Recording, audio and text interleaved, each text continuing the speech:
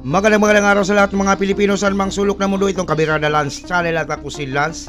Ito may bagong labas at totoong survey na ginawa at legit itong Archlight Media.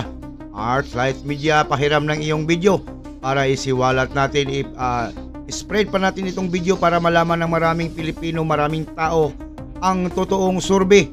Walang bayad, hindi binabayaran. Ito'y talagang totoo. Lahat pasok na pasok. Pasok na pasok lahat ng mga pinipilaban, mga suportado ni dating Pangulong Rodrigo Duterte na mga kandidato.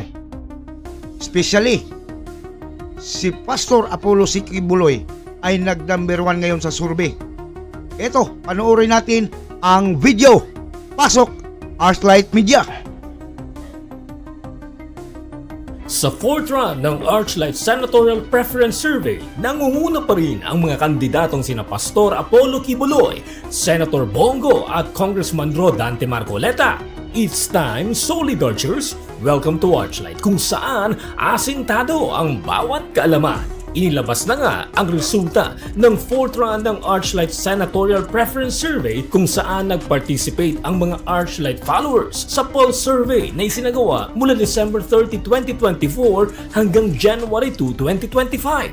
Sa mahigit 1.9 million followers ng Archlight, naka-generate ito this time ng 250,435 votes mula sa accumulated survey forms at naka-record ng 2.1 million in total engagements. Gaya ng mga nakaraang survey, ang mga followers ay pumili ng kanilang mga kandidato magmula sa 66 senatorial aspirants para sa 2025 midterm elections. At 3 survey questions ulit ang inilabas upang doon paghugutan ng boto ng mga Archlight followers. Ang unang tanong, kung ngayon ang eleksyon, sino ang iboboto mo na makapagsusulong ng mga batas para sa pagsugpo ng insurgency, mga rebelde at makakaliwang grupo sa lipunan? Ang pangalawang tanong, kung ngayon ang eleksyon, sino ang iboboto mo na makapagsusulong ng mga batas para sa pangkalusugan?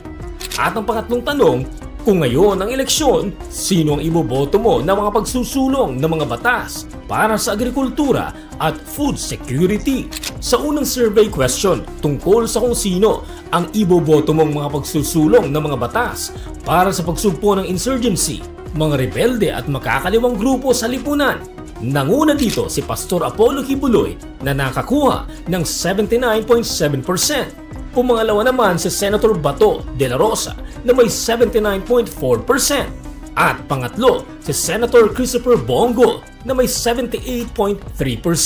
At pang-apat si Congressman Rodante Marcoleta na may 78.1%. Nasa pang-5 naman si Jimmy Bondo, pang-6 si Willie Ong, rank number 7 si Vic Rodriguez, number 8 si Philip Salvador, number 9 si Chavit Singson, number 10 si Richard Mata, number 11 si JV Hinlo, at number 12 si Raul Lambino.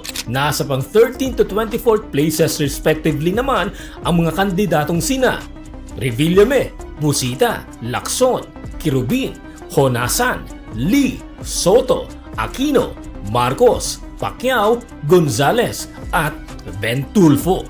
Hindi nakapagtataka na manguna si Pastor Kibuloy sa survey question patungkol sa pagsugpo ng insurgency, mga rebelde at makakaliwang grupo dahil noon pa man ay matapang na ito sa paglaban sa mga CPP, NP, NDF na matagal nang suliranin ng ating lipunan at isa ito sa kanyang pangunahing pagtutuunan ng pansin sakali mang maupo bilang senador ng bansa. Sa pangalawang katanungan naman, survey question number 2, kung ngayon ang eleksyon, sino ang iboboto mo na makapagsusulong ng mga batas para sa pangkalusugan? Nanguna dito si Senator Bongo na may 77%. Number 2 naman si Richard Mata na may 76%. Number 3 si Pastor Apollo Kibuloy na may 75.4%. Number 4 si Rodante Marcoleta na may 75.3%. Number 5 si Doc Willie Ong na may 75.1%. At number 6 si Bato de la Rosa na may 75%. Nasa rank number 7 naman si Jimmy Bondoc. Rank number 8 si Vic Rodriguez. Number 9 si Chavit Singson. Number 10 si Philip Salvador. Number 11 si JB Hinlo. At number 12 si Raul Lambino. Nasa pang-rank number 13 to 24 naman ang mga kandidatong sina Willie Revillame, Bonifacio Busita, Ping Lacson, Tito Soto, Manny Pacquiao, Gringo Honasan, Erwin Tulfo, Ariel Quirobin, Bam Aquino, Pia Cayetano, Ben Tulfo at Norberto Gonzales. Hindi rin nakapagtataka na maging solid ang boto ni Senator Bongo kung tatanungin patungkol sa mga batas pangkalusugan dahil may resibo na itong nagawa tulad ng mga naglipa ng malasakit center sa buong bansa na naging malaking tulong sa mga kapuspalad nating mga kababayan na nangangailangan ng tulong at benepisyong pangkalusugan. Sa pangatlong tanong naman, kung ngayon ang eleksyon, sino ang iboboto mo na makapagsusulong ng mga batas para sa agrikultura at food security?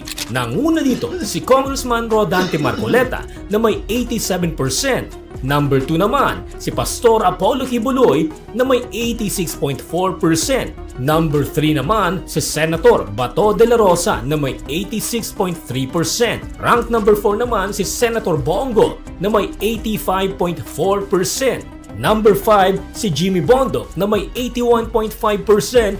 Number 6 si Doc Willie Ong na may 80.2%. Number 7 si Vic Rodriguez. Number 8 si Richard Mata. Number 9 si Chavit Singson. Number 10 si Philip Salvador. Number 11 si Raul Lambino. Number 12 si JB Hinlo. Nasa rank number 13 to 24 naman respectively ang mga kandidatong sina Revillame, Busita, Lacson, Quirobin, Honasan, Tito Soto, Wilbert Lee, Manny Pacquiao, Aimee Marcos, Norberto Gonzales, Erwin Tulfo at Pia Cayetano. Ngayon, ang tanong ng marami, bakit nga ba walang halos prominenteng pangalan at datihang malalakas na senador ang nakapasok sa Magic 12? Nilaro lang ba ng Archlet admin ang resulta nito upang maipasok ang mga pambato ng PDP? Bakit nga ba wala sa survey ng Archlight ang mga nagna-number 1 sa mga mainstream survey tulad ng SWS, Tangere at Pulse Asia? Unang-una, sinasabi ng Archlight na ang survey nito ay hindi official at reflection lamang ng senatorial preference ng mga followers nito. Ngunit sa kanilang pagsasagawa ng online poll na ito, hindi nila kailanman kontrol kung sino ang ibinoboto ng mga followers. Sa halip, hinihikayat nito ang lahat, mapa-pro Duterte man, pro BBM, mga kakamping o sino man na walang pinapanigan na mag-participate sa survey.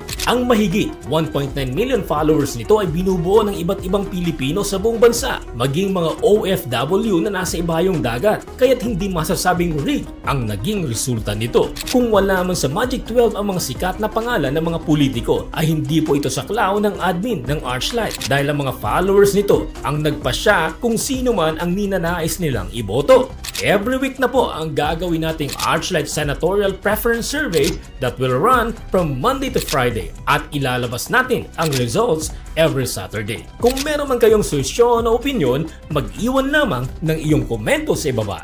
Hanggang sa susunod mga Solid Archers, it's time